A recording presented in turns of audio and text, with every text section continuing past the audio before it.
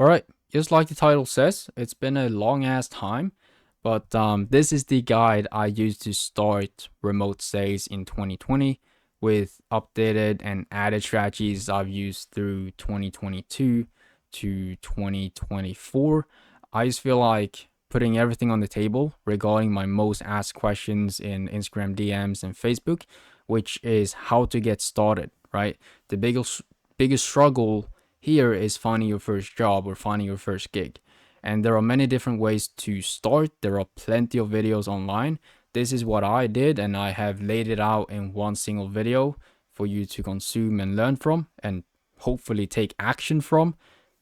So in this video, I'm going to go through the entire process on how to land your first gig. But before you even start reaching out to these companies and influencers, what you need is clarity in what industry and what kind of companies you're hunting for. So you want to kind of define what that role looks like for you. I'm going to add a screenshot, a very old screenshot from one of my old Google Docs. I have noted, the date, my goal, the timeline, my reasoning to achieve whatever I've set to do. It does not need to be more than this. I also talk about the kind of companies I want to work for, what the values of the company and stuff like that. Like, you can add more to it, but it doesn't need to be more than this. Later you can add like a 1 year plan, 5 year vision, 10 year vision. They're usually good for clarity on where you'd like to head next. Complete this, then move on to the next step. Fill this out. I'm going to go through each of these questions, but if you are pretty clear in what kind of companies and influencers you're looking for, you can just skip this, right? And I'll put chapters in the video, but the objective and reason is just super simple. It's your goal and why you'd like to achieve it. Next question is, who are you serving? So who you're working with, what industry and niche. If you have trouble figuring that out, you can reflect on, where can I add the most value based on what you know now and your previous professional background. What do you already have experience in that you can leverage in your transition to remote sales. So if you have a customer facing role before, that's something you can leverage, or worked in customer service, or you've been a consultant somewhere, advisor, that sort of thing. For me, I had experience in doing marketing, for example, creating websites and Facebook advertising before I even sold for a funnel and advertising company, right? I might have not been the expert at it, but at least I knew what I was talking about, right? So you can list up all of your experiences and see if that is a niche you would consider for sales, right? Because those experiences will drastically help you land a position within a set niche, and you might skip some of the grind to in what type of role it is, right? Usually you will be able, or there is a chance that you can go for a closer role right at the beginning because of that previous background, depending on kind of how you position yourself. But we will talk about that. The next question is, what are you, or reflection more so on who you're serving. It could be about your passion. So what are you passionate about? You see, within the role that I'm in, or well, that I had written in my defined role, there is fitness. I was passionate about body transformations and health, and that was my first selected niche that I wanted to work with. The third reflection that you can do is it's just thinking ahead, pretty much. Like, we all know that you want to do remote sales to make 10,000 a month, or at least have a decent living. Like, you don't need to be rich, like rich. Some people just want to make a decent living. Some people want to make 10,000 a month, 20,000 a month, 50,000 a month. It's all from you, but all from your computer. But if we put what you want to do, what you want to make or do from a remote position aside for a minute, and think about, what do you want to learn from this whole remote sales experience, that can put like another open up another perspective, right? How I like to look at it is, in this reflection on what do you want to learn, um, besides, making 10,000 a month just all from your computer, is understanding, many people won't be in sales, or who are entering sales won't be in sales for the rest of their life. So some will become business owners, some will become coaches, others will may switch departments, right? The choices you have are endless because the transferable skills are there. Let's just say you want to become like a career advisor in the future after this, and you have a slight interest in that topic, right? Career advisory, career development, that sort of thing. What you can do is strategically place yourself in sales, in remote sales. Like you can hunt, search, research companies that deliver a similar program and service. For example, a coaching program for professionals who want to earn their next promotion or reach new heights in their careers. And the program is teaching them all of the tricks, negotiation handles, and whatever next, right? But imagine being able to kind of jump in, work on the stage, represent a program like that, which is kind of within the career advisory realm. You have conversations with, corporate professionals who want to do the same or switch careers or whatever it is, whatever the problem is that they're facing. And most likely, when you are in a sales position like that, you'll be able to learn the program that you're selling inside and out. So you can actually show up and, well, provide the right people the help they need so the company can keep, well, making money and changing lives pretty much. So you are learning about career development and the company's making money, right? You're learning about what they service, and 2-3 years in the making, selling their program. As you're getting better at selling yourself, you also bring much of the knowledge in career advisory or career development to whatever you do next. If that is an awesome role, you might just stick with it, for years on years. Either way, it is a win because, you have genuine interest in the program. You get the knowledge from, well, representing the program, and you show it with passion. So the, business owners audience, meeting someone passionate in, passionate about career advisory, someone to help them. You get the point. You get the gist, right? I'm just rambling at this point. But after the experience selling a program like that, now you have, 3 years of experience in sales, but also industry and service knowledge for your next endeavors within career development, right? You've learned their program inside and out. And if you have the confidence enough, you may even, become a consultant, right? For individuals, or whatever you do next, right? It's just a good reflection to have. You can do that in finance, you can do that in investments, software, business growth programs. Sell something you genuinely want while you spend time improving your sales skill daily. I well, sell something you genuinely want to learn while you spend time improving your sales skill daily. Yep. Next question is, what are the values of the company? It's pretty simple. I know one of my values at the top is, well, two is transparency and being the best in the space. I just have I'm just really competitive in all levels. Next one is, what are you enrolling them into? And that's, what's the impact of the company's products? What problems are the company solving? Health, saving money, making money, safety.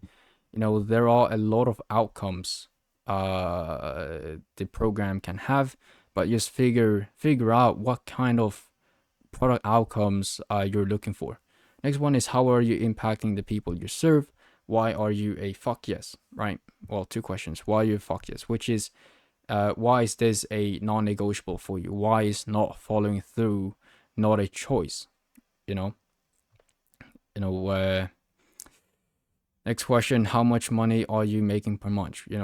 Well, this is how much money the future you make in this role. So if you land this defined role, or any role for that matter, how much are you making? What's your income goal, pretty much.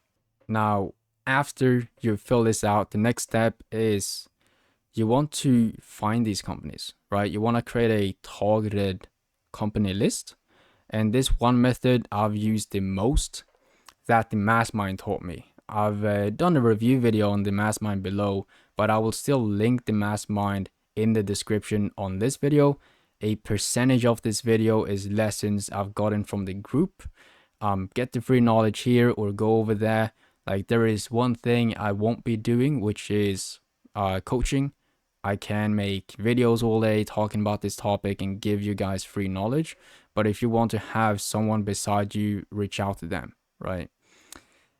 So moving to creating a targeted list, right? There is one word I will use a lot and that you need to kind of grasp the concept of, and that is keyword, which is, well, keywords is kind of, you can explain it as the words we type into searches to find what we're looking for. So there are most popular keywords, there are the least popular keywords, and the rank is based on the search volume, what the search volume is on that type of phrase or word. So pretty much how many people are using it, how many people are searching for, this song, or this losing weight method, or how many people are searching for this specific car.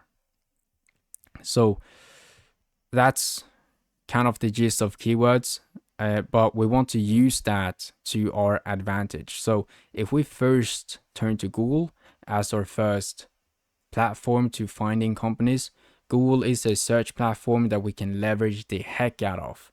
Depending on kind of what you're looking for, let's just say wealth, and within the wealth category, we niche it down further to business growth, because wealth is, well, pretty much everywhere: investments, finance, whatever. But let's just niche it down to scaling companies or growing companies, like this niche. You need to get inside the mind of someone who is in those shoes, who has a business and is looking to grow, is looking for a solution, pretty much. They go to Google just like you do. What do you think they search for on the top of their mind? If they have a cleaning business, for example, they might search how to scale my cleaning business. If they have a casual search, could be how to grow my business. You may have some generic results on Google for that. You can also search business growth mastermind. You can mix all of these words, backwards, and add more on top of that.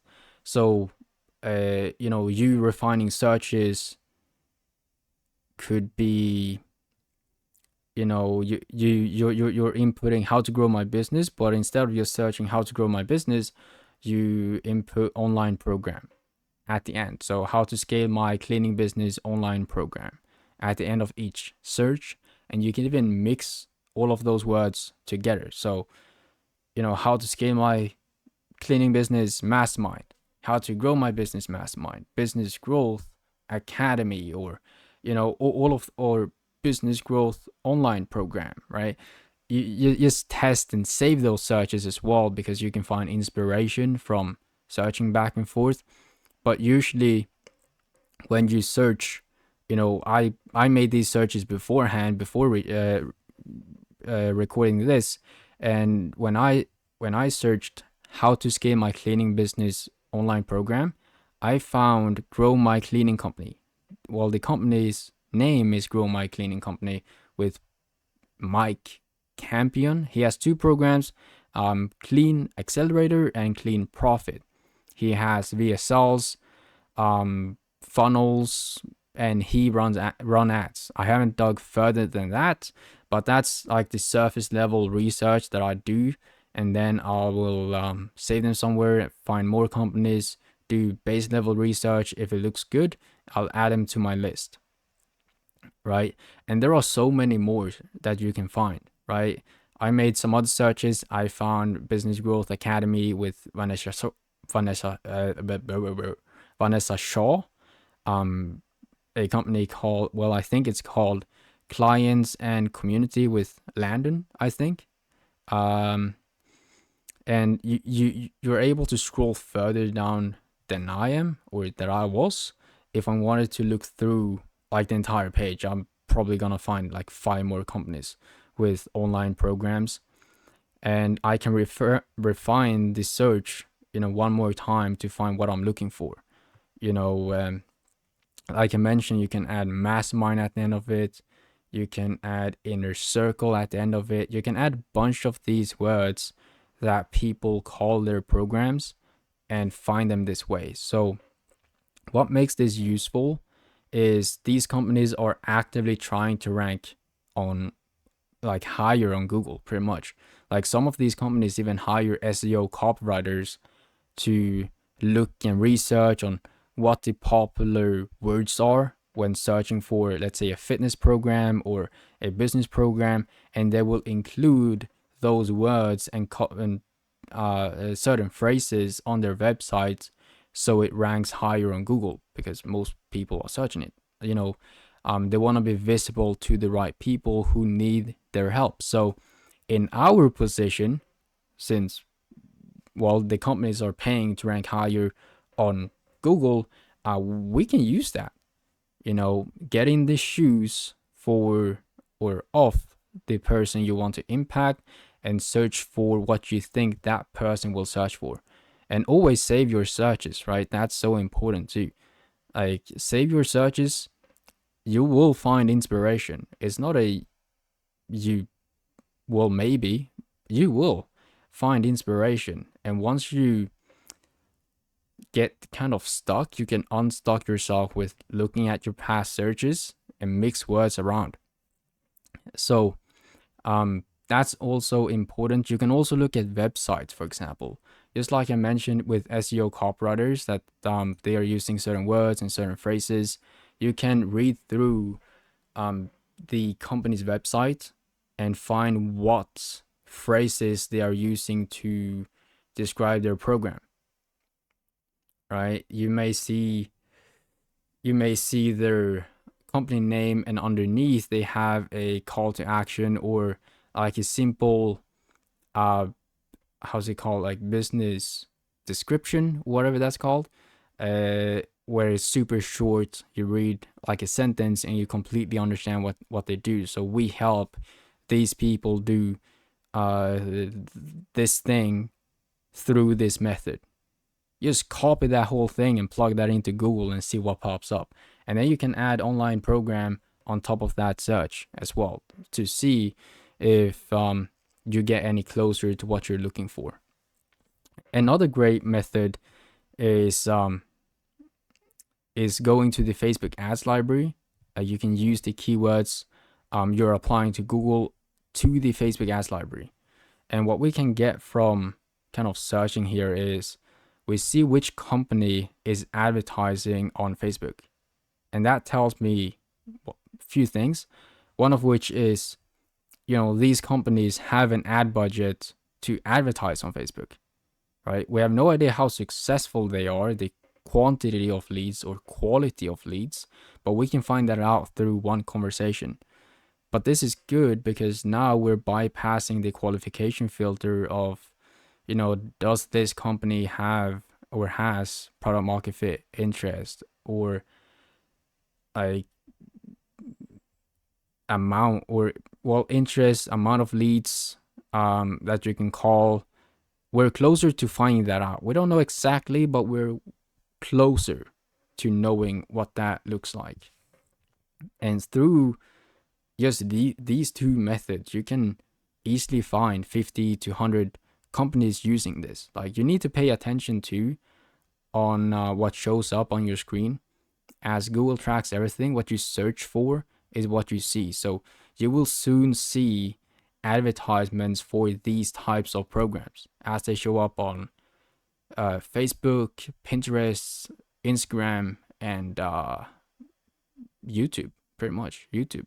Before the video, before your wanted video that you wanted to see, you have 5 seconds to skip.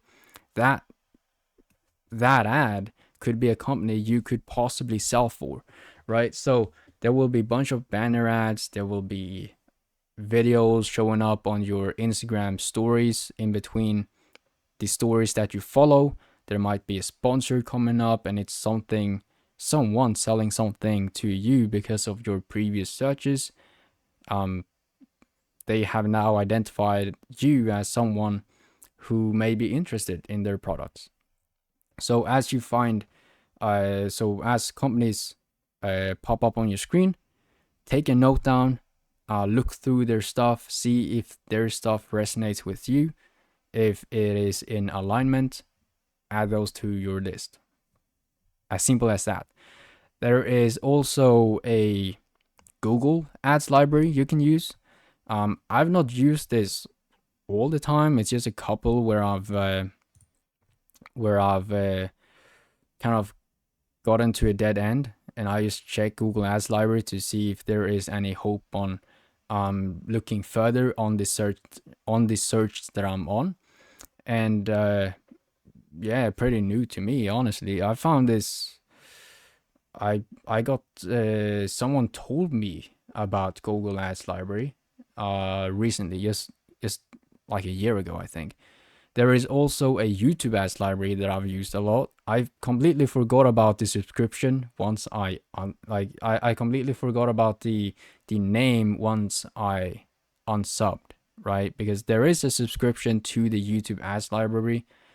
I think it was like $50, maybe $15, something with 5 at least. There is a subscription cost on that one. Unfortunately, it is quite good.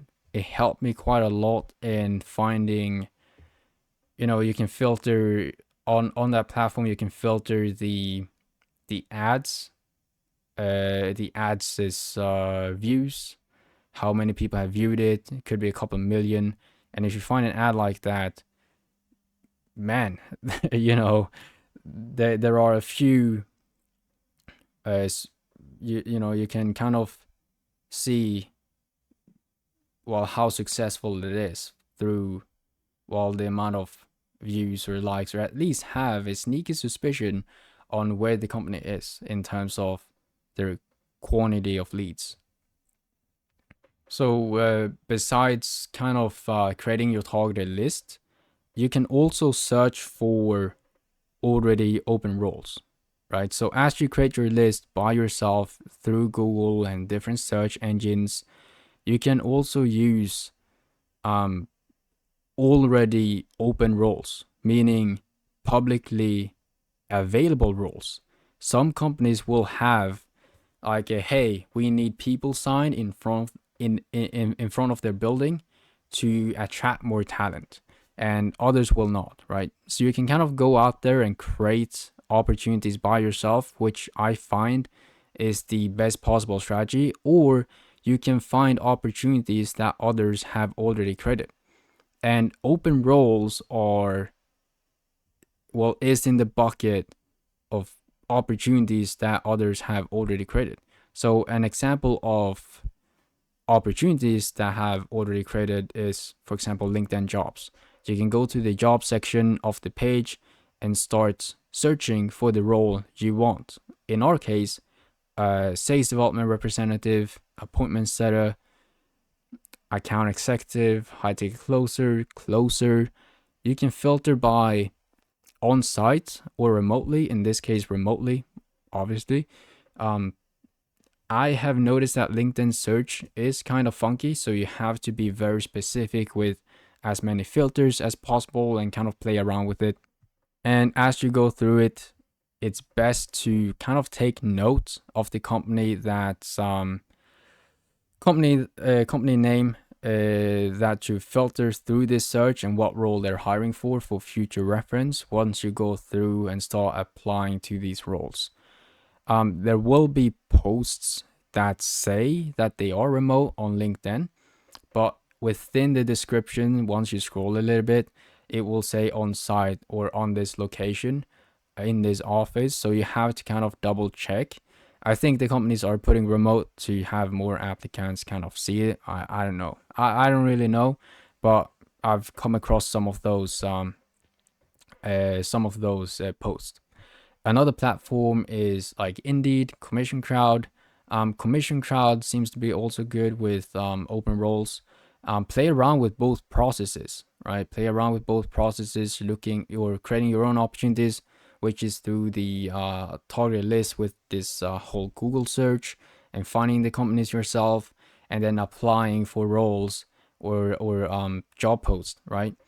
There are kind of like two sides to it. Like even though companies may say that or they don't say that they're hiring publicly, many of them are, because they are finding people for the roles in the networks that they're in before it ever reaches LinkedIn or a recruiter, right? So it is more resource sufficient if you think from the business perspective to hire from one's network.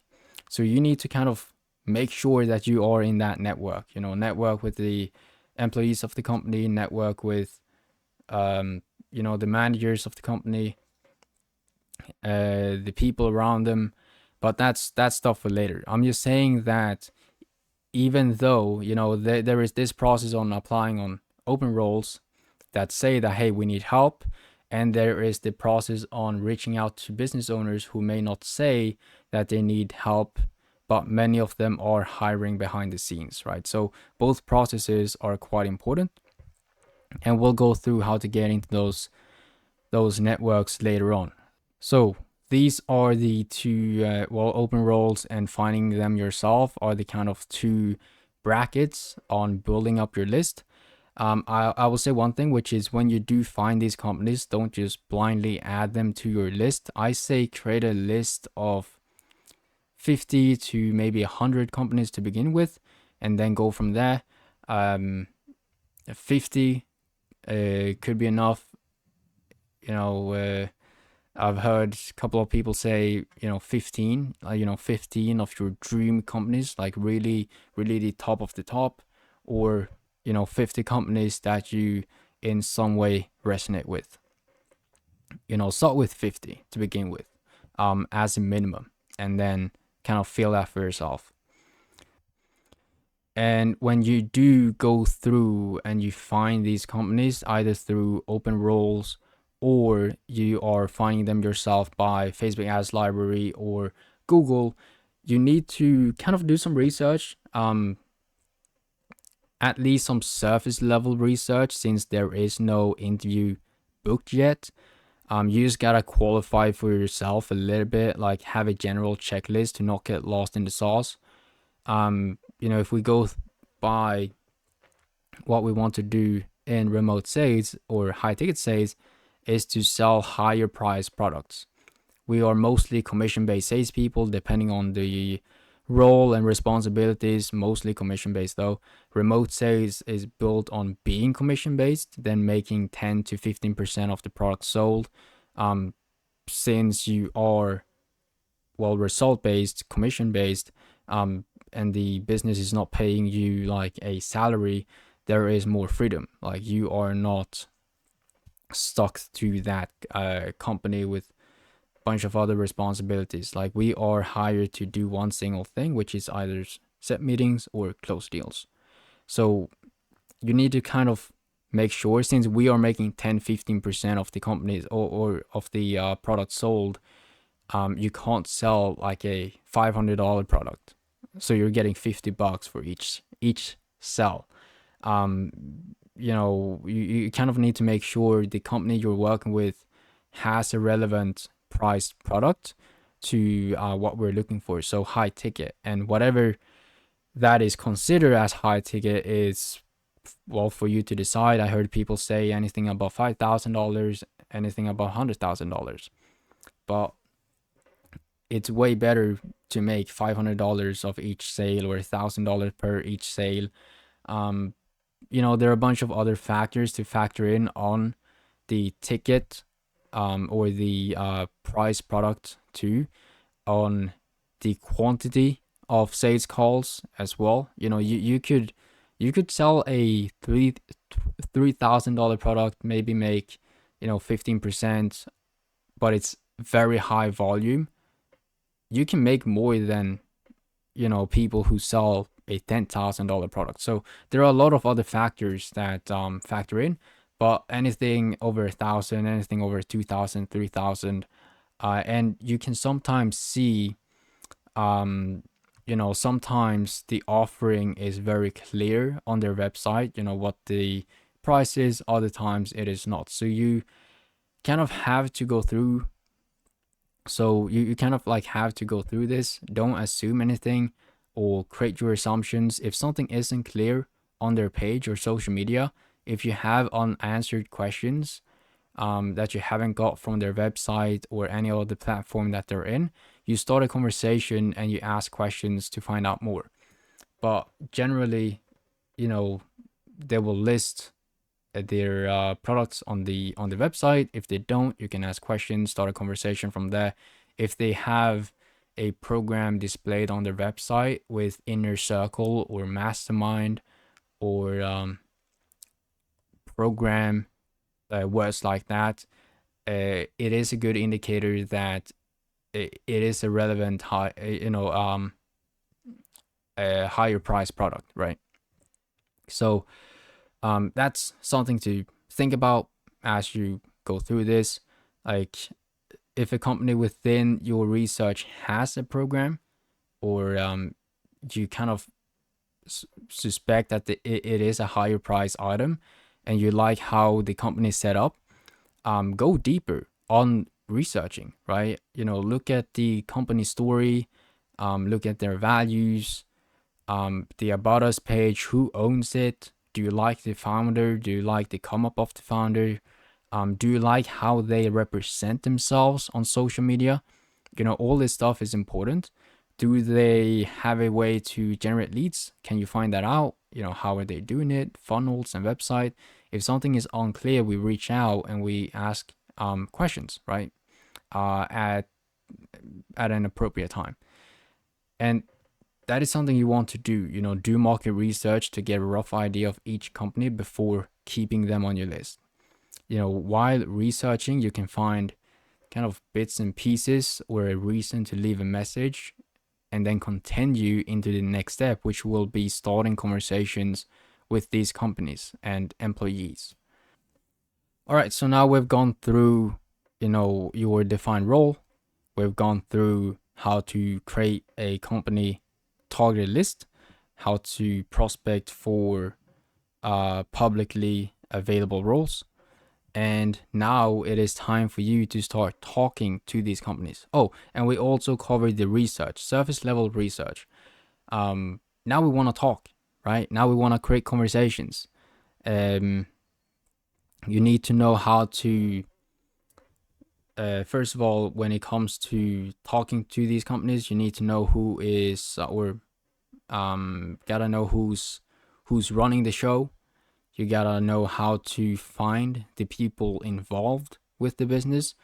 There are influencers, there are company brands that don't always show their teams on their websites. Most will, most do. But the first thing that you need to check, if they don't, is if this company has a LinkedIn page or a Facebook page. If they do, you want to open up the company page and head over to the People tab. You will be able to see who works there and in which department. If you can't find like an official company page on LinkedIn, go ahead and open just the casual search bar on LinkedIn or Facebook as well. Search for the company name. And on top, you need to filter for, or filter by people. Some people who, well, even though the company might not have an official page, the people or employees that are working there might have put that on their headline. Their sales at this company, right? Or they have added it within their experience or made a post about it before. So you want to do both searches to be as thorough as possible. And when you find people potentially working with these companies, it is up for you to decide who is the appropriate person to reach out to. Look for people who work in sales, sales managers, SDRs, SDR managers, director sales. There are many titles. Gets more confusing the larger the company is. Generally speaking, you want to talk to people doing the role you would like to get into. So if you are new and want a setting role, look if they have other SDRs or setters that you can talk to.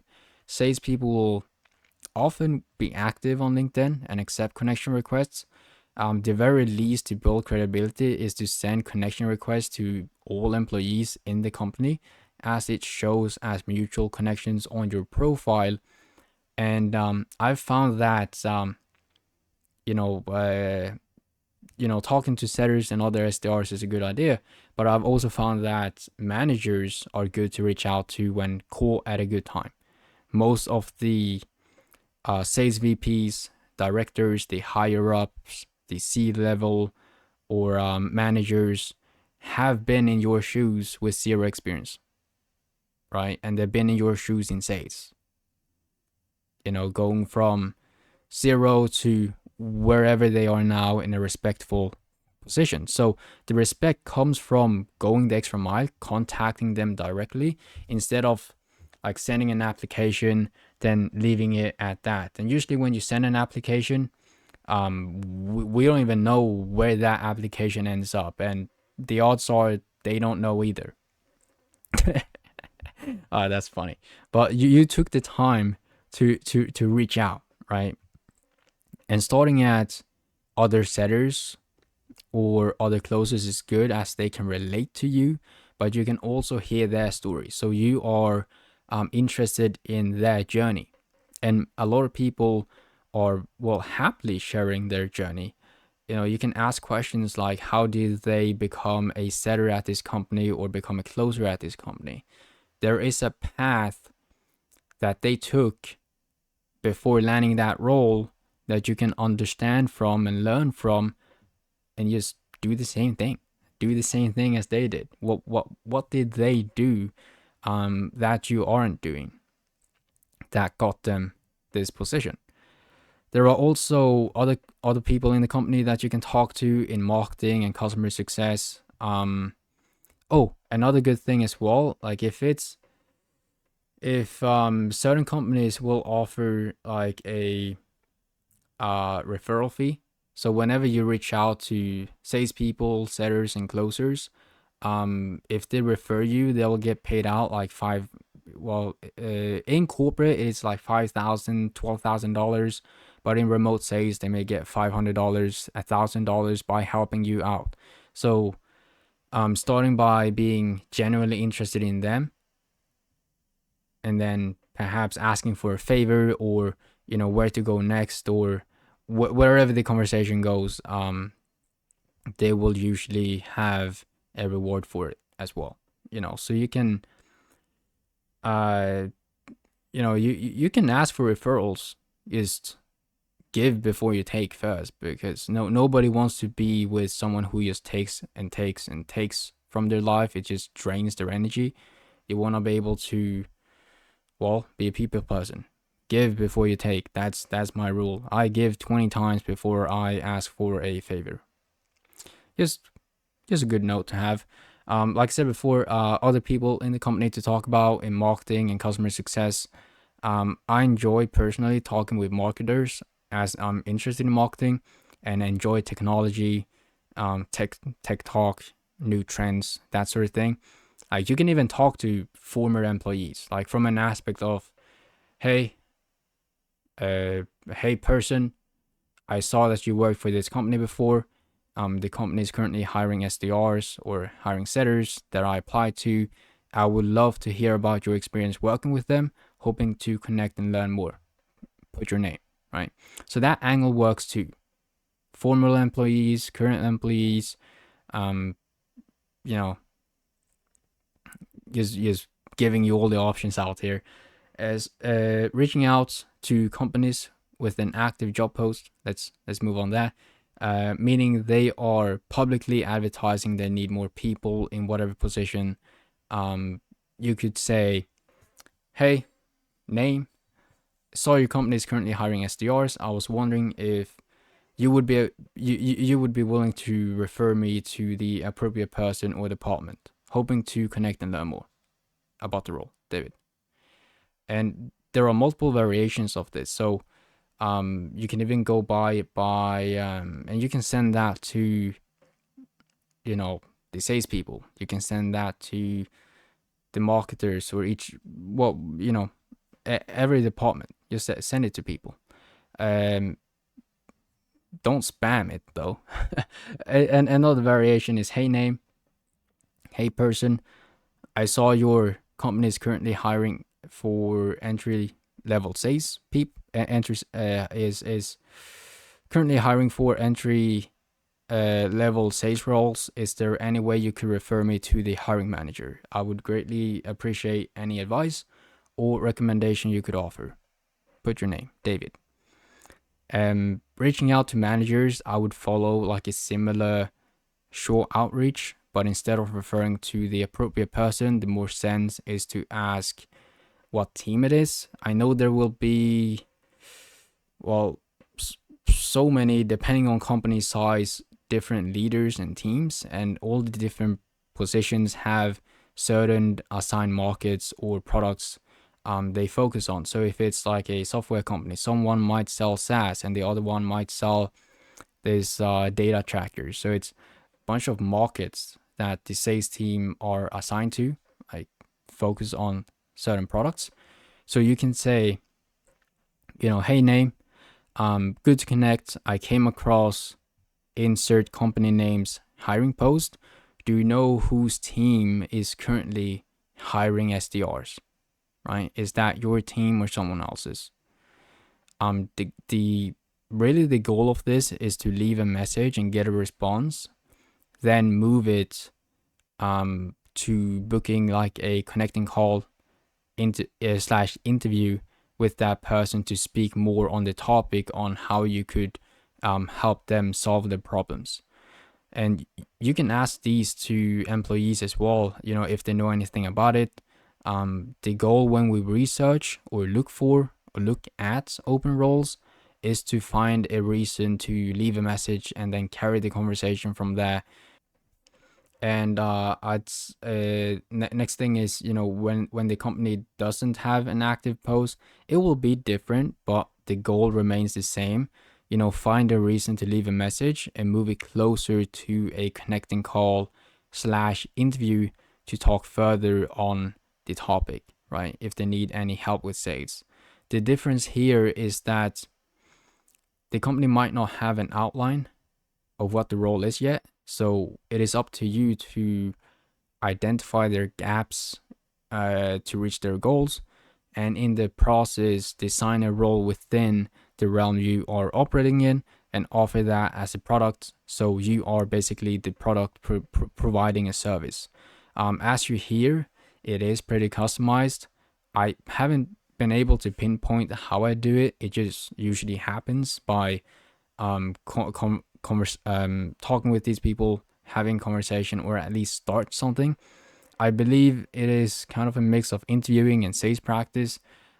Catch attention, introduce what you do, their situation and problems, and offer a call to talk more about the potential solution you mentioned in your introduction. All right, so it's kind of like approaching completely cold and selling yourself. Next thing is setting a goal, setting numbers. It gets very messy when you don't have a number to hit each day or each week, right? You're kind of what I said early on. You're kind of getting lost in the sauce, right? You're getting lost in all of the different options and strategies that I've told you about. So when we set a goal of numbers to hit each day or each week, you can divide and change it around to match the time and schedule you have to follow. If you have like a full-time job already and looking for a transition, just adjust it so it's manageable. And we always aim to become efficient. So something that takes you an hour now may take you 30 minutes later on. So you become um, double your efficiency by practicing these things. So you can set a number, then build it up over time. I don't mind. All of these things can be tracked each day. With each of the chapters we have talked about, everything can be tracked. So let's say creating a company target list. Like your goal every day could be adding 5, 10 more companies to that list. Applying to publicly available roles. What if you apply to 5 per day? Set a number of connections to reach per day. So connections are the same as a friend request on Facebook or a connection request on LinkedIn. These connections per day need to be, what I find makes it more impactful is they need to be relevant to the defined role. So your company list. Don't just randomly go ahead and connect with people. Go to the company list you now have, select a few companies and connect with those managers and employees, right? And those are your connection requests. And then how many conversations do you need to have per day? A conversation equals a back and forth messages, back and forth messages. It is very doable if you go through, 4 to 7 companies a day on your list, connecting with people and managers involved in those companies, and that's your 20 requests.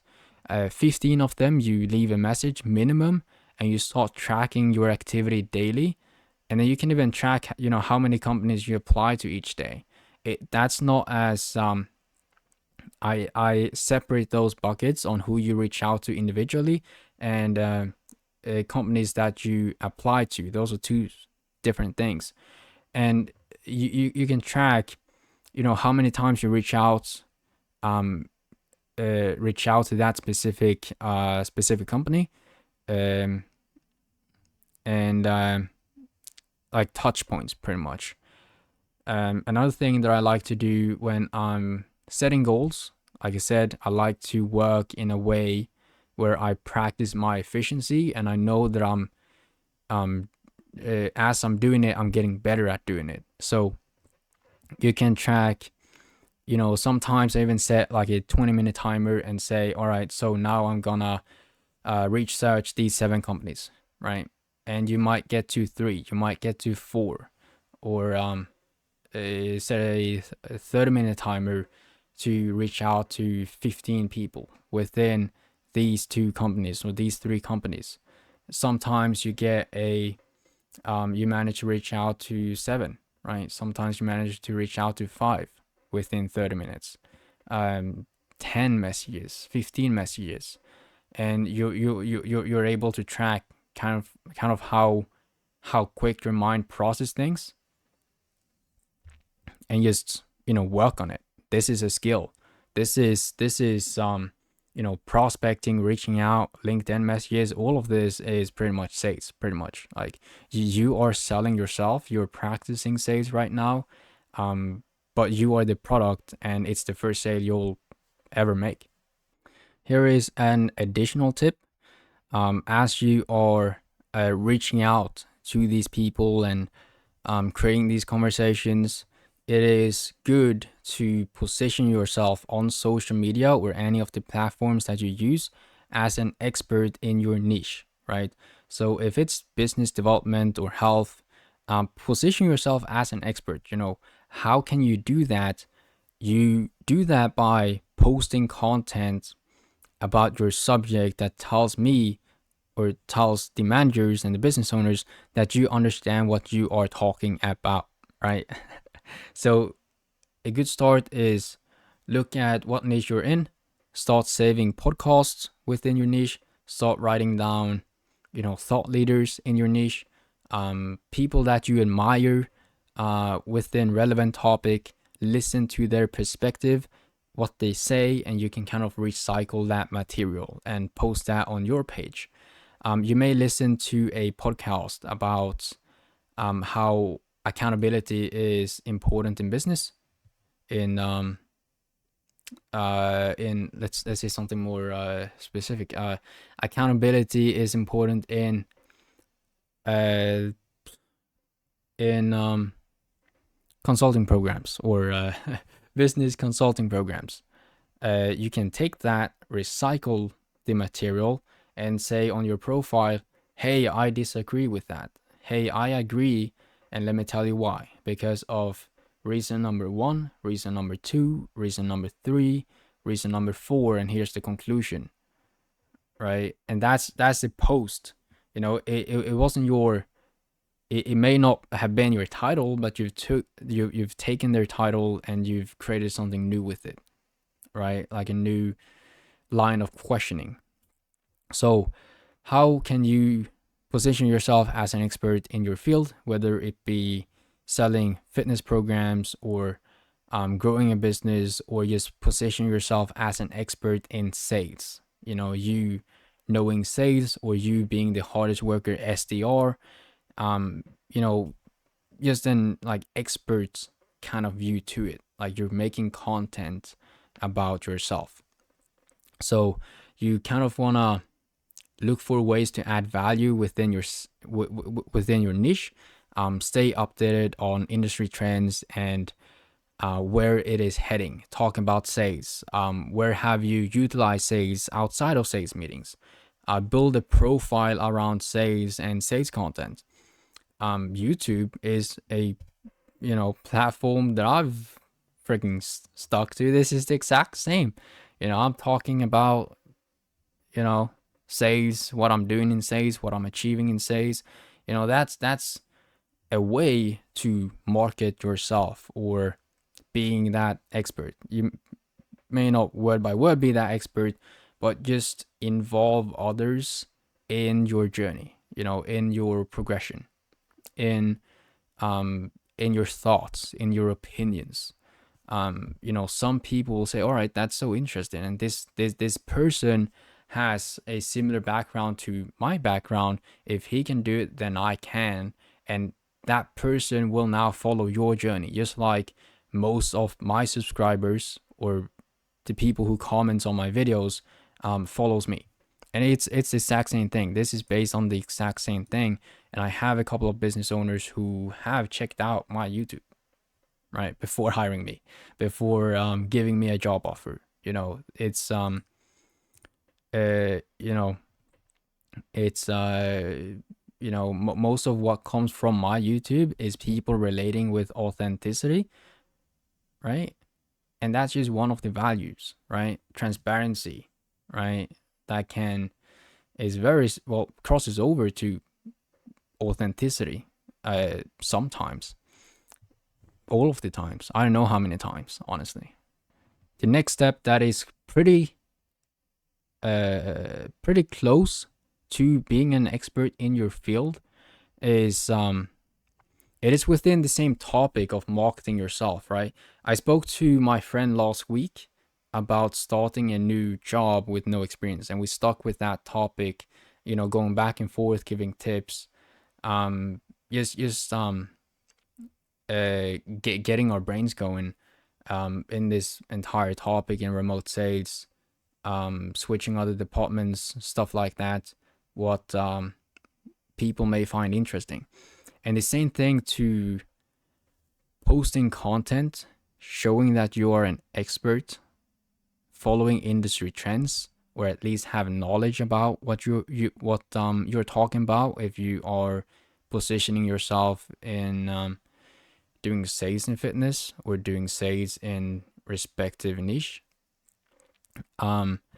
before you market yourself as a hardworking SDR, you must make sure that you are marketable, right? Being marketable before you market yourself, right? As a beginner, you may not have experience yet to be marketable, right?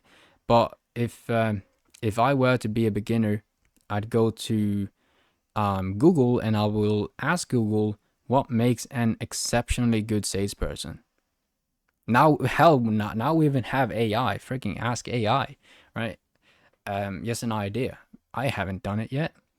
This is like exactly what I would do. Just Google it, find out what makes a successful salesperson. I'm sure there are someone who's covered that topic before on YouTube, an article, a blog, read about it, um, consume what other people are sharing in their experiences. That person who's sharing what makes a successful salesperson might have a successful sales background. Dig even deeper. I know for sure what makes a good salesperson is active listening, right? Listening in a sales context means you are, well, what I was taught in my first role means you are listening to every word the other person is saying. I'll give you some context. Have you ever spoken to someone who speaks slower than you, and now you sit there like, oh my god, it's taking so long, right? That you guess what you think he or she will say without them even finishing their sentence. And now you've taken over and try to answer. Sometimes it will be correct, other times it won't, right? In a sales context conversation, it is pretty important. Or you ask a question, the other person is still answering, and before even finishing their answer, you are already thinking about what you will say next, right? You're thinking about your next line within the conversation instead of listening to what the other person or the other guy is telling you, right? So you don't create assumptions, listen to their words. When I started in sales, I had a smackdown, right? Sales managers told me I had selective listening. And that basically means I listened to what I wanted to hear, and that led to misunderstandings. I had to quickly fix that, and just learn that listening is a skill. I listened to what I wanted the person to hear, or what I wanted to hear myself, than the other guy, right? And that led to me missing words, missing contexts, missing stories, that sort of thing, right? Fuck. So the this is just the attributes you want to know, right? Because there are the things you will need to represent in an interview and follow through on. Find 9 other attributes of what makes a good salesperson and find out what it means in a sales context. Break down each one and how it appears in sales. You want to practice. It is about identity. Like, you can practice to become that person. That's totally possible. So it's all mindset, right? When I walk into a company, I remember me as an SDR 4 years ago. My mindset was set on, hey, I'm going to blow it out of the water with the amounts of activity that I'm gonna do. Like, these guys will be scared, to be in a room with me. I'm going to outperform every single soul in this room. And that's like the mindset change, like the identity, right? You can find other attributes and practice those. Then you are, marketable for an upcoming setter role, right? Find out what those attributes are, practice them, and then land your role. Being marketable. Talk about these attributes, man. Talk about your mindset. Talk about, this goal-oriented person that you are. Now I would like to cover, interviews. We've covered everything else to book interviews or book connecting calls. But now, what do you do in these interviews or on these interviews. So in the interview, a good understanding is you are pretty much selling yourself as the product. Like it's the first sale you'll ever make. An interview held between you and a company or interviewer is secretly a sales call. You know, you might not talk about a product in terms of how we always have perceived products, but now you are the product because you are delivering a service. You know, the service that you deliver is the product. So you're selling yourself. My number one tip is to Google the most commonly asked questions or interview questions you can expect in an interview, then practice your answers or how you would answer them. What is great here is that um, if it is an openly posted role, you can read what they value in a salesperson and make sure you cover those things. Make sure you talk about those things. So you can look at commonly asked questions, the job post, if it is a job post, and look at the attributes or characteristics that they value. And within the commonly asked questions, look through and see how you could answer that question and involve some of the things that they value in. So you kind of are creating this um you're kind of creating this narrative, right, of being the best candidate for them. And the way interviews will go, you know, a part of you preparing this, they will usually open up with their questions, and at the end, that's why we Google commonly asked questions, right? They will open up with their questions, and the interviewer will open up a free space towards the end for you to ask your questions.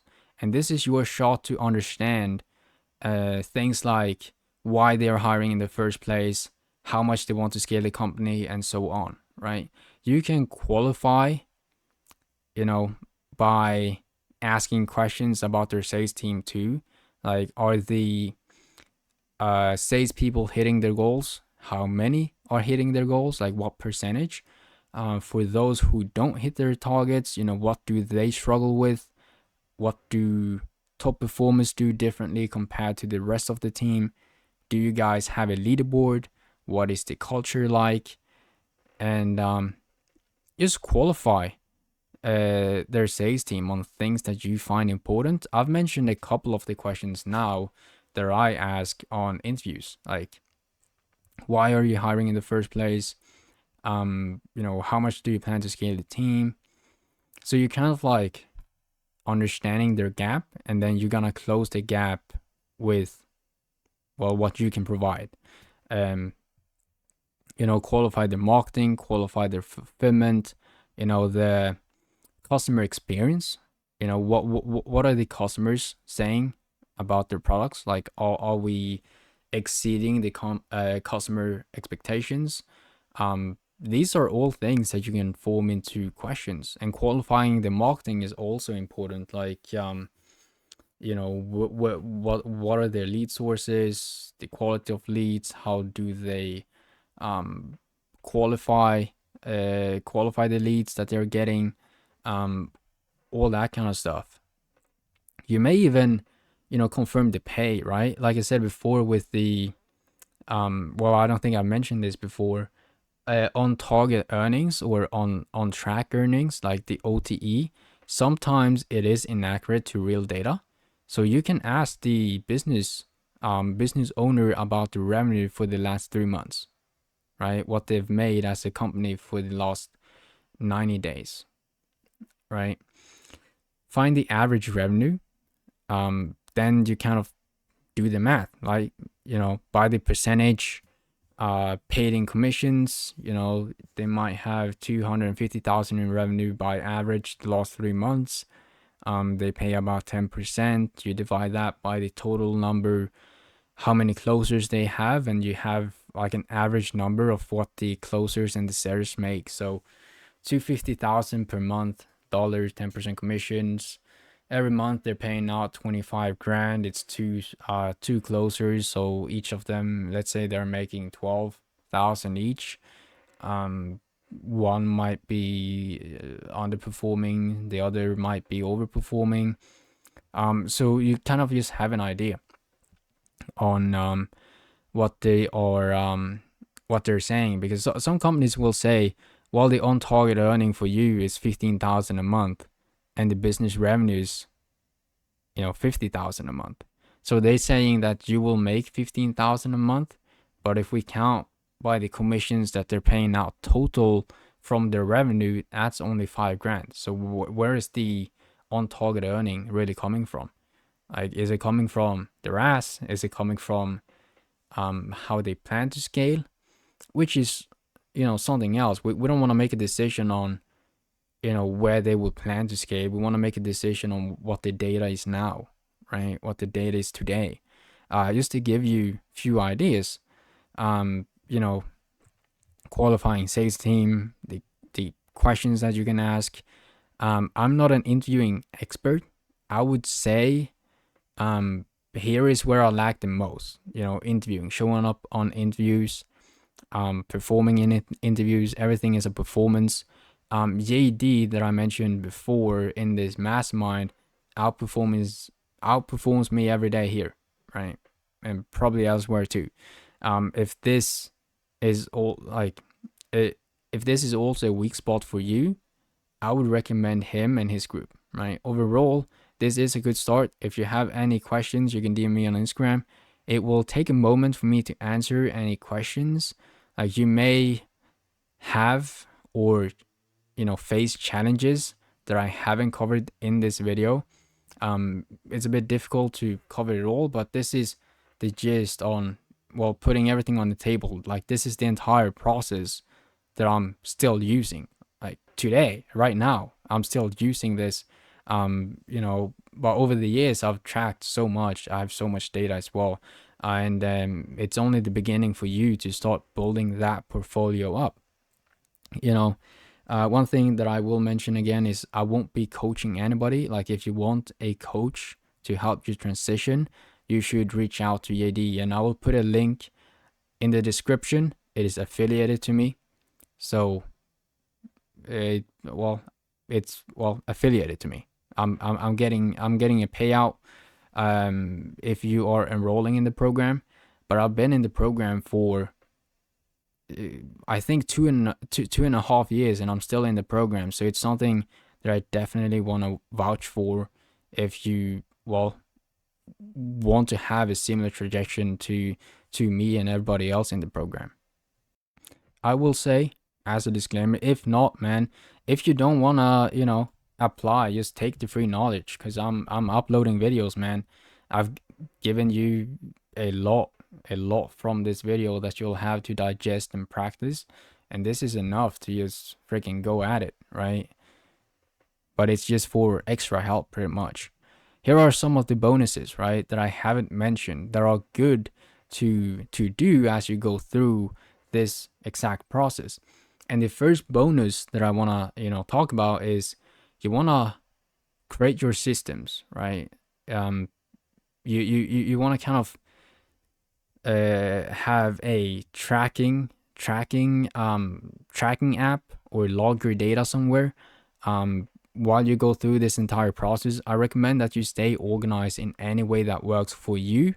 I use spreadsheets, super simple Google spreadsheets. You will want to log, company details, how you found the company, how many touch points.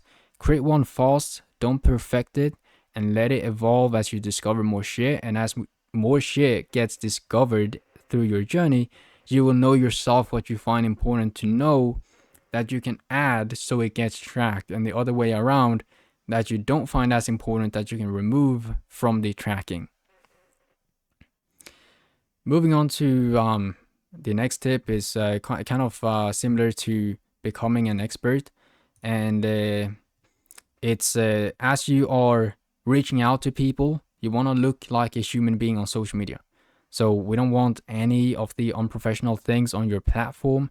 Your profile picture, for example, if it is like a cartoon character from your freaking childhood, or a random ass quote as your profile, remove it right away. Have a clear picture of you. I won't have a step by step on optimizing social media, but you should definitely have a clear profile picture, a banner, have a description on your profile, like sales rep or your sales.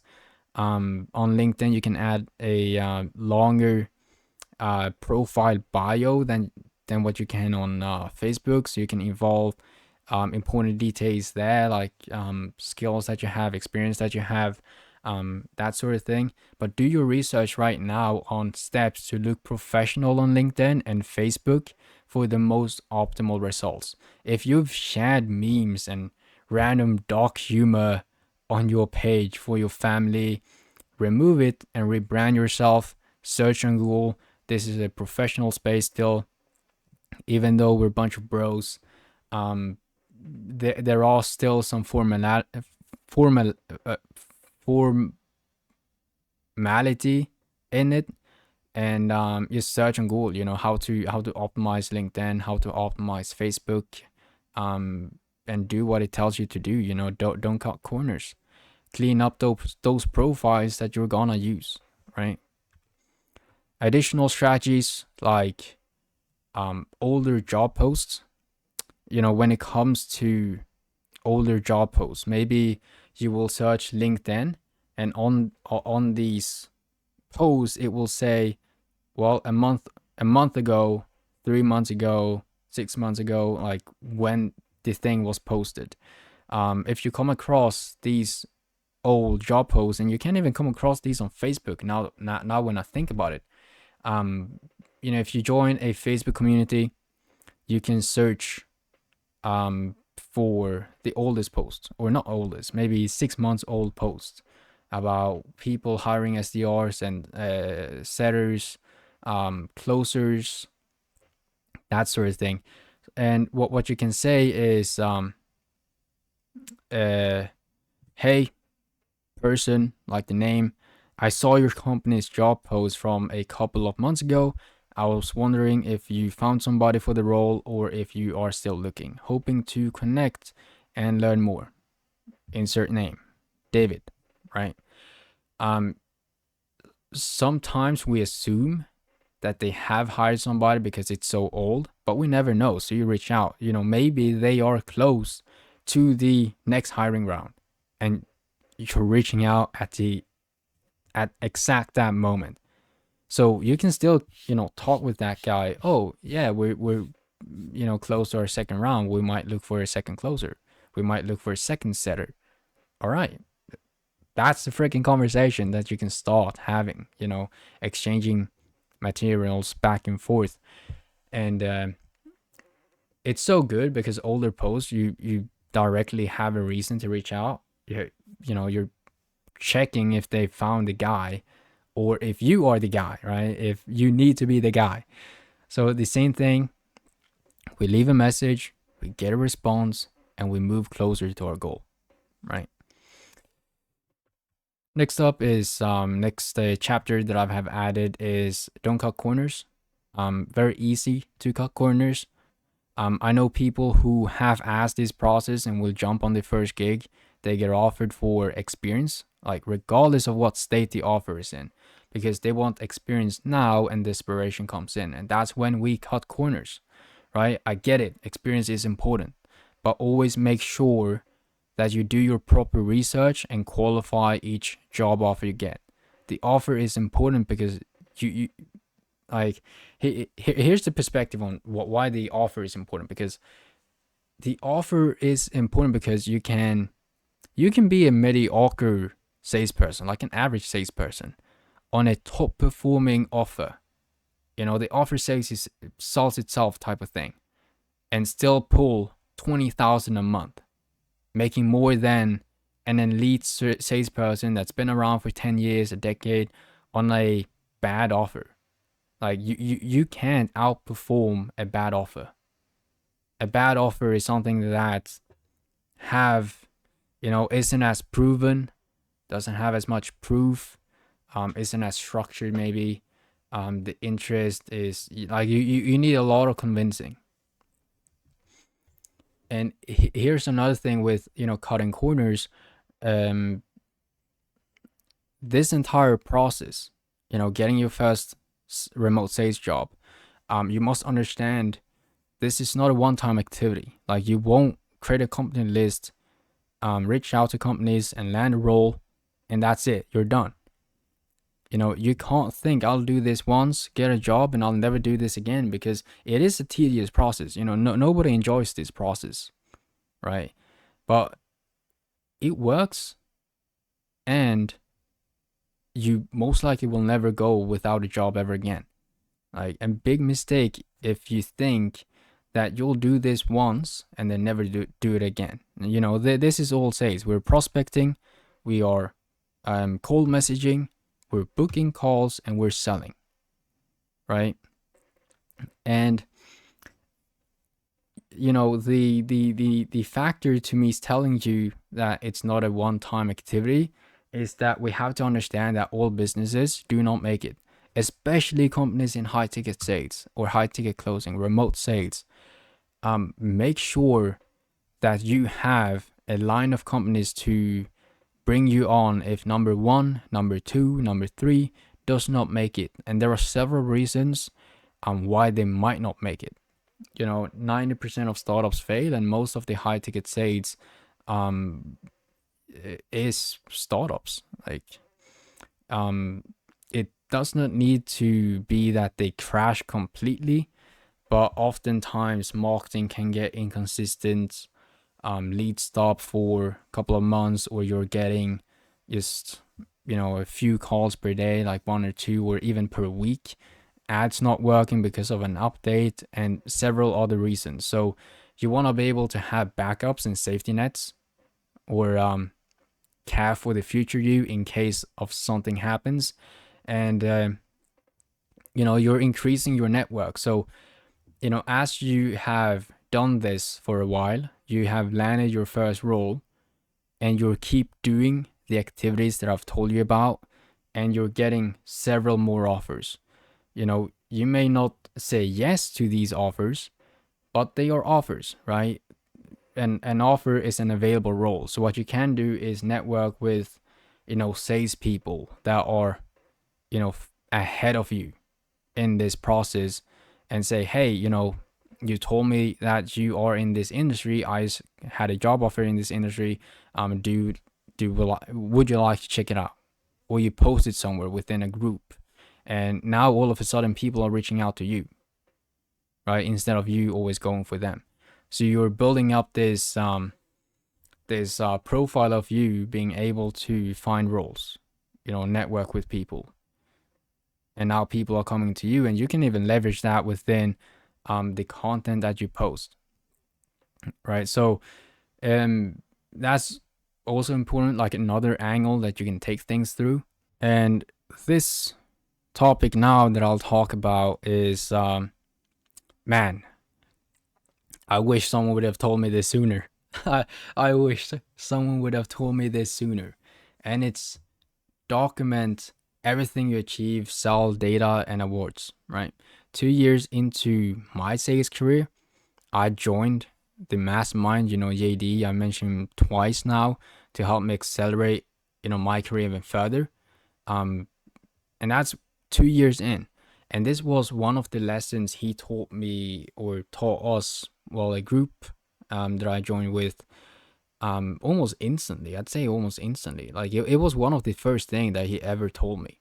And that is to log everything, everything that you achieve, your revenue generated, leaderboards, overall data, or even awards, like the monthly best rep, top of the leaderboard. Take a screenshot, dude. Take a screenshot. That's significant. At the time, when I looked at the leaderboard and I had a very good performing month, for me, I just didn't think about it. I didn't think about it. And now, after joining other companies, losing company email accesses, the spreadsheets, the tracking, there's no way for me to look back or even look at. So at one of the companies that I worked at, on each transaction to Stripe, it would trigger like a gift to be sent in Slack, the team communications channel. And I remember a month, I think it was, I don't remember the month exactly, but I made my highest transaction in one go, and it was like 13 or 14,000 something. See, I don't even remember. It was somewhere around 13,000 or 14,000 in between those numbers. So it was less than 14,000 over 13,000 for the exact number. And I should have screenshotted that shit. You know, that's an achievement. You know, who else? Well, there are plenty in remote sales, but it's pretty significant for a 20-year-old something, 21-year-old something to have a transaction like that within, you know, an hour of talking to somebody. I think that's pretty significant, honestly. Back then I didn't. I was like, just moving on with my life to the next deal, right? But if you are able to screenshot that, obviously blur sensitive information out, like names or sensitive data on the CRM. You know, confirm with the company if you're able to post it, if you blur out whatever they want to blur out, and publish it on your social media. There's tons of people who's doing it right now, and it shows that they're savages and is doing freaking God's work, right? They're getting 115,000 transactions in one go. You know, that's unheard of for me here where I live in this tiny freaking village. So it's pretty significant. You know, obviously blur stuff out, but document, you know, what you sell to, what you book. So booked revenue, and revenue generated. Screenshot achievements. I had quite a lot of months where I've broken like setting records within my SDR days. I don't remember those.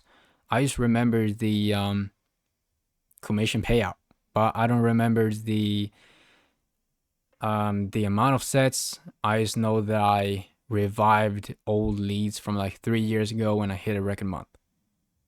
You know, but it would be significant to know exactly what the number is. You can showcase that to your next employer. Highest value package sold, quite significant as well.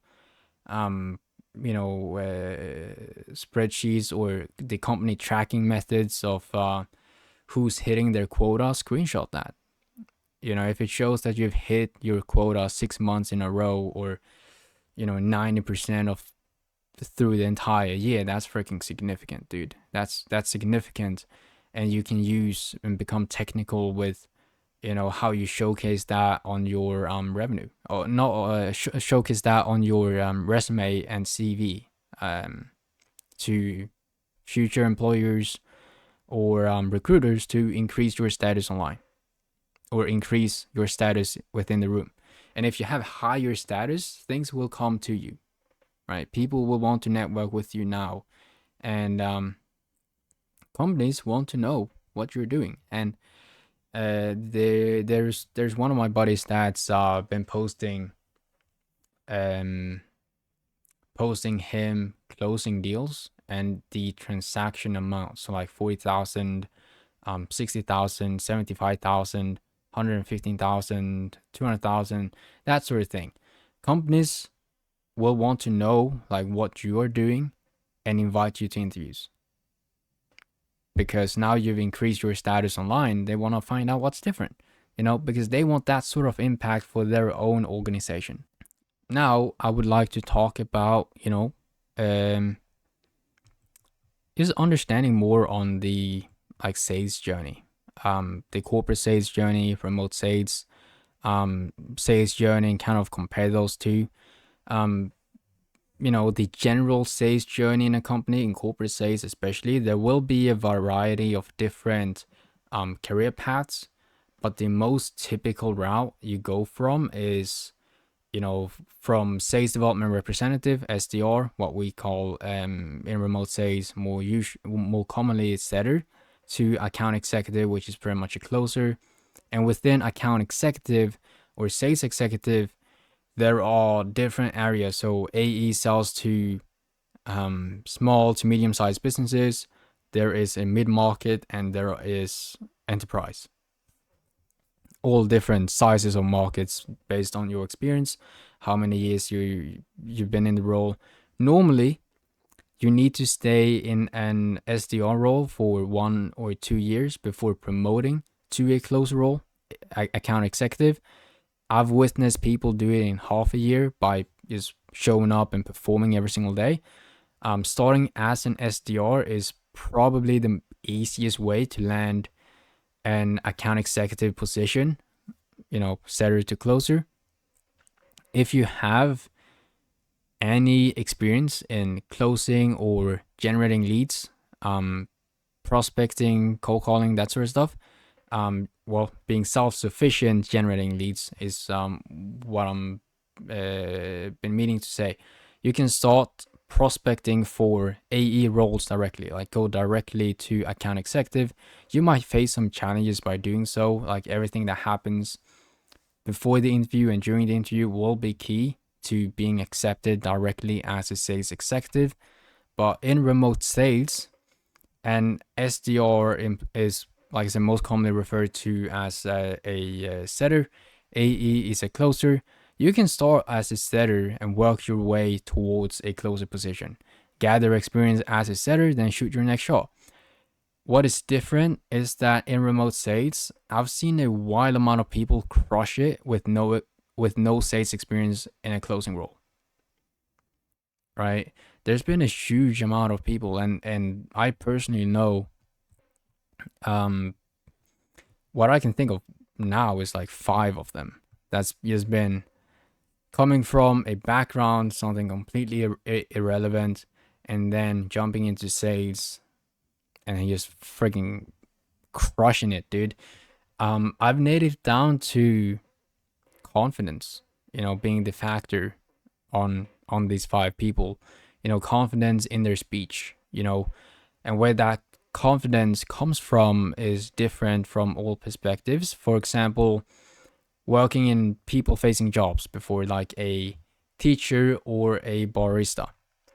I wasn't that confident myself when I started. I was a shy 19-year-old kid trying to break into sales. So I went with a setter gig to build that confidence up over time, and I developed core foundational skills from my time as a setter, like the discovery part of a sales call, eating shit every single day, mental strength, being persistent, that sort of thing.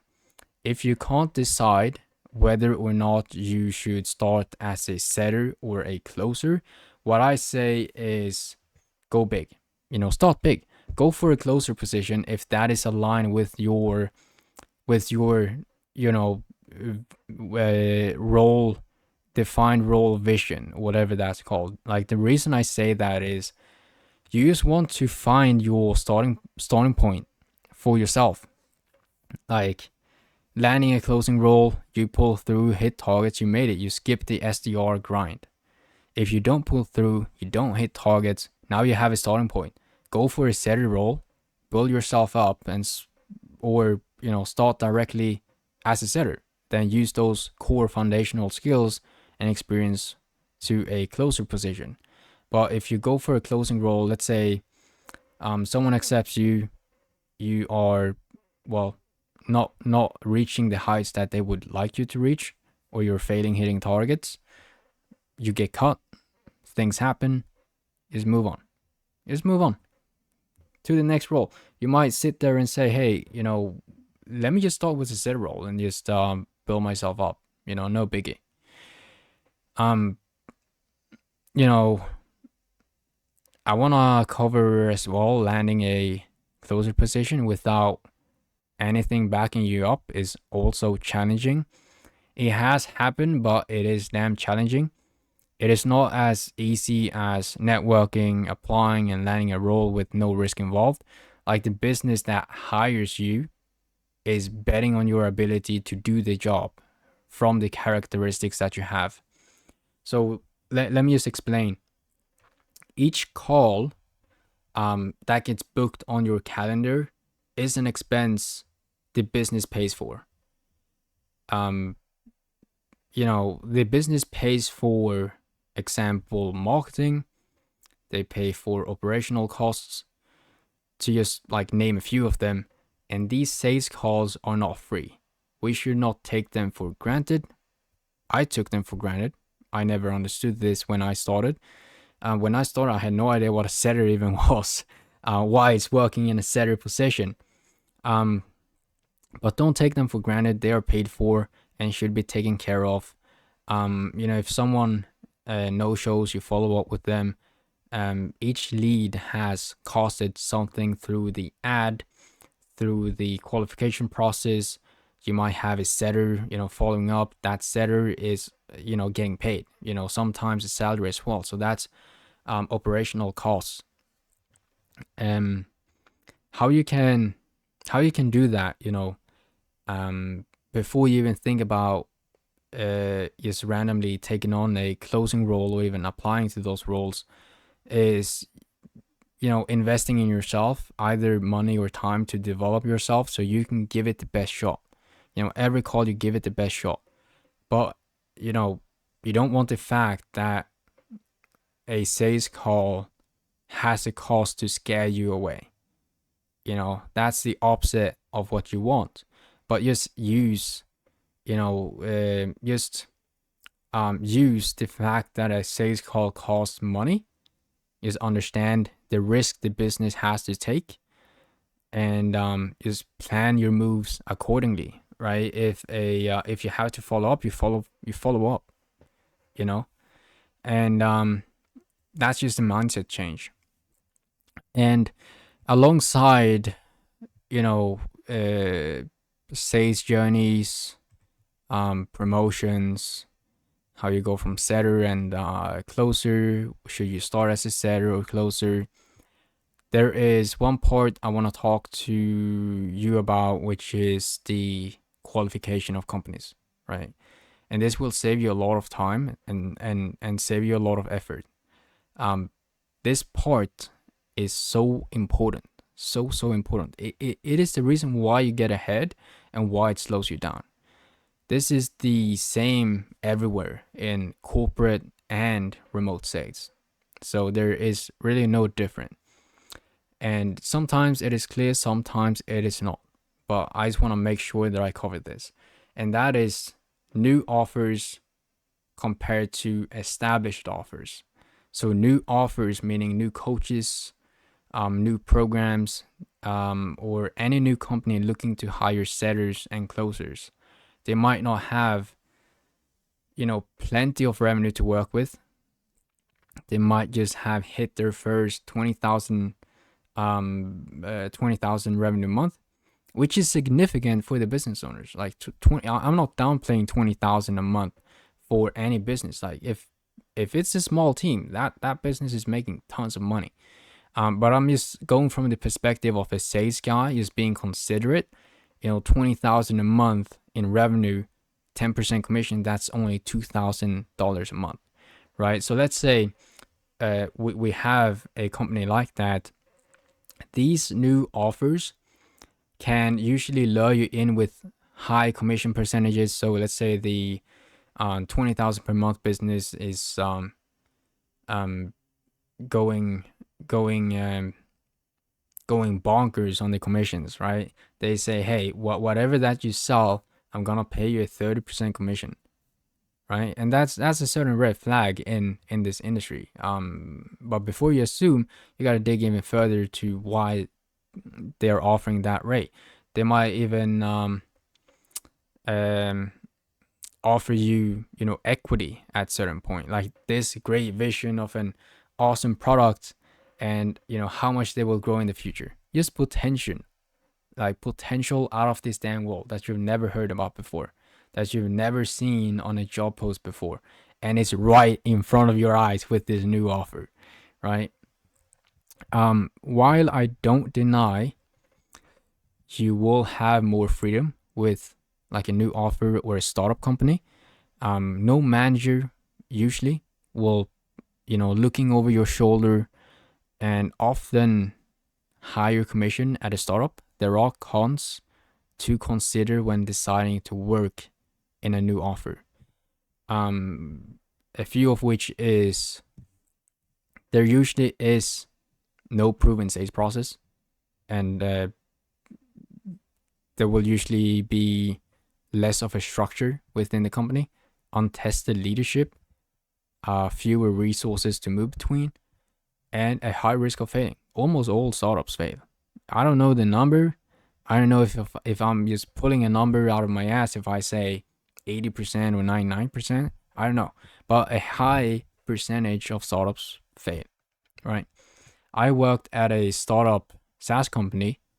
It has the potential for you to gain experience and generate you a lot of money early in your career, but they're not for everyone. They're not, It's a certain dynamic. At a startup, you are essentially left on your own to learn the product and how to sell it. Like, if you don't figure it out, you're cut. That's it. Thankfully, when I joined a startup, I wasn't completely left on my own. When I started, the team helped me learn the product, and that was pretty much it. That was pretty much it the first couple of months, because they wanted to see if I could handle the pressure, was cut for this environment. There was no official. This is what I mean with less structure, right? And no offense to that team, but there was no official calling script when I joined. I remember sitting on my first onboarding script, and I knew that, well, today I'm gonna call, right? So I asked them about, well, what do they say on these calls, just so I know, based on the previous data that they have experimented with and what they have in their CRM. They wrote this script right in front of my eyes in this spot, in 5 minutes, and I had to fly with it and improve it myself by testing, by calling these leads. And yeah, I got some fuck offs. I got some, who the fuck are you kind of calls. But this high pressure environment could be helpful for someone who can do that, or do what I did, handle the pressure, or someone who thrives in a sink or swim setting. Like, either you're cut for it or you're not, right? Self-motivated, quick to learn, you're able to juggle many roles. I think when I at the end of the year, I was juggling between like 3 different roles. I was juggling between three different roles within the company. So multitasking, you can handle the pressure at a startup. It can be your move, but you gotta be careful with these new offers. I've joined other startups besides the tech one, and it went freaking horrible. I was sold and lured into this unlimited potential future, and when I joined, they're telling you it's 5 calls a day and people will storm in, and once they open the doors, there will be unlimited interest, and once you get in, there's like no interest. There are no calls. The marketing isn't booming, right? So you gotta make sure. Essentially, or, well, the right word is especially in remote sales, as some, not all, will provide you with bullshit numbers, and you need elementary math to see through bullshit. Like the job post kind of thing with the on track earning or on target earning, OTE, right? When people are saying, hey, the OTE is 15,000 a month, meaning you'll take home 15,000 a month, while the business itself generates like 45,000 a month. The average commission percentage is 10% across the industry. Well, I've heard, I don't have a source for it. I've just heard people say it. To be frank, unless that company with the 45,000 a month pays out like percentage on 40%, there's no way in hell you'll be making 15,000 in that role based on data today, right? In the average math, the payout per month is 4.5k, 4.5k each month, not 15. Now they might, they might be doing that intentionally, they might be doing that unintentionally. Either way, it's crazy. They might even be lying to you. So you gotta call out bullshit. That's what you gotta do. You gotta call out people's bullshit. That's it. But as you're calling things out, as you're spotting these things, for me, at least what I think, it is a huge problem. If they're doing it intentionally, unintentionally, I don't know. One of my values, like I mentioned before, it is transparency. And the company giving you those numbers, they're not being transparent or real with you. Or sometimes, very rarely, or I don't know if it's rarely, but they will believe that they will believe that it's nothing wrong with giving you a future on target earning, but we just don't know. That's the truth. We just don't know. But I value transparency. Even if they base the OTE they give you on future earnings, which is not how it should work. Every business plans to scale. Here it is again. Most fail. 80%, 99%. I don't freaking know. Do you want to base your how do I say this? Livelihood on future? Do you want to base your living? Let's just say this. Do you want to base your living on future fairy visionary bullshit, or what's happening now at this moment? Do you need the money in the future, or do you need money now? Right? The numbers now, like the data now. And you don't want to mix these two. It is very easy to talk separately on these things with, as a business, talking about that role. Here is what we are, here is what we want to be, where we want to be. You are making 15,000 a month as a salesperson, but as of now, we are here where you'll start off with making 4,000 a month, or even 2,000 a month, as we plan to scale the company. And then it's up to you to decide, hey, do you believe in this? Do you think, even though there's tons to consider in a startup, sometimes it is the right choice. You got to consider all options as you go through interviews, as you go through companies that you prospect, that you see. And I've kind of tried a new offer myself. You get on a, like I said before, you get on a new offer, you think it will sell on its own, you're lured into this potential big thing.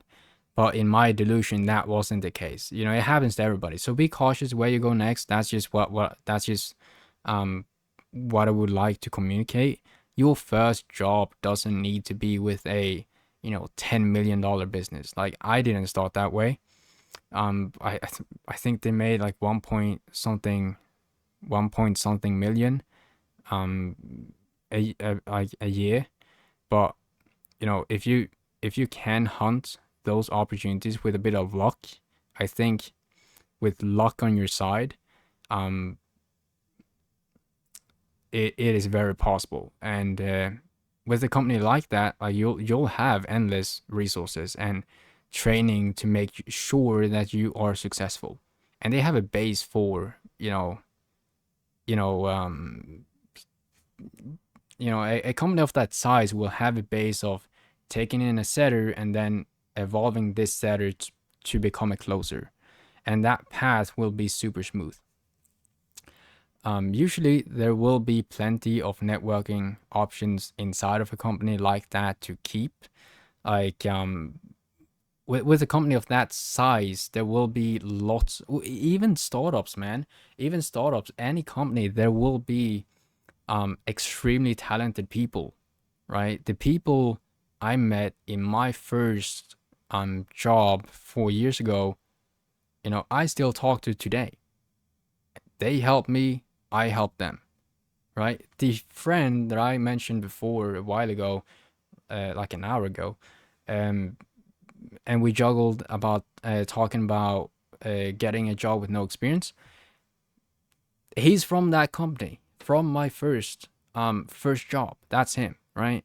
That's the setter that came in right after me, right? So whenever you do land a role in a company with people around, network with them, you know, network with, if you land a role with as a setter, there will be closers in there, or even the owner might be closing. Reach out to those closers and book a connecting call and frame it as, hey, I'm just looking to understand how to best transfer these calls over to you. How would you like me to introduce you? What information do you find important I find out within the discovery in my setting call?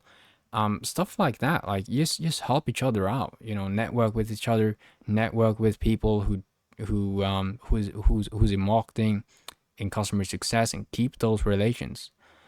Super easy. Um, you know,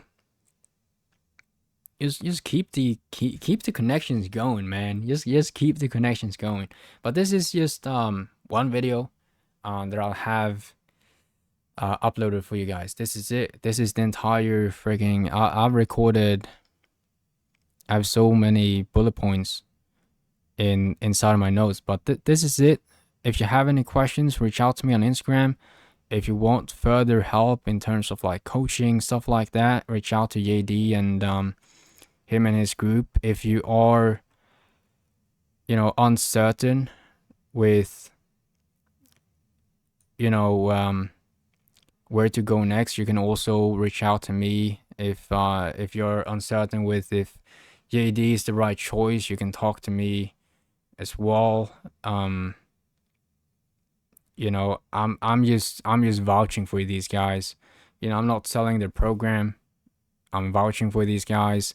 I know there are plenty of other coaches in the industry that sell programs, and man, I've seen some horrible stories about them being freaking scammed. So just looking out for my audience. Yeah, that's it. But if you have any questions, reach out to me, and then I'll get to them as soon as I can.